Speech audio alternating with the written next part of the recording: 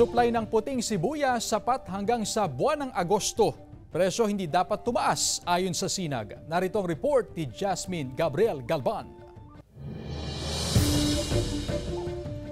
Galing na sa cold storage facility ang mga ibinibentang sibuyas sa San Fabian Public Market. 70 hanggang 80 pesos ang kada kilo ng puting sibuyas, habang 90 hanggang 100 pesos naman ang kada kilo ng pulang sibuyas. Ayon sa mga industriya ng agrikultura, hindi na dapat pang tumaas ang presyo ng sibuyas dahil sapat naman ang supply nito. Dapat wala, no? Kasi ang stocks, yung puti abot pa ng August, pero pag-i-issue na ng DA ng importation mga July. So wala tayong nakitang problema yung stock ng puting sibuyas. Sa monitoring ng Sinag, aabot hanggang Desyembre ang supply ng pulang sibuyas. Hindi rin nangangamba ang mga negosyante sa supply ng sibuyas, kaya hindi raw sila nag-aangkat ng maramihan ngayon.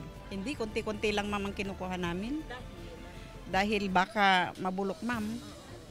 Kasi ito galing storage na ito kasi ma'am. Samantala, halos doble itinaas sa presyo ng gulay ngayong unang linggo ng Hulyo. Pinakaapektado ang presyo ng Highland vegetable. Nasa 80 pesos kada kilo ngayon ang repolyo na dating nasa 40 pesos, habang ang Benguet beans na dating 60 pesos kada kilo, ngayon nasa 120 pesos kada kilo na. Kukonti ang supply dahil sa epekto ng pag-ulan sa bahagi ng Benguet. Sabi namin mataas ang presyo. Pero yung iba nakakaawa naman yung bumibili, oo. Kasama si Henry Duminsil, Jasmine Gabriel Galban, One North Central Luzon.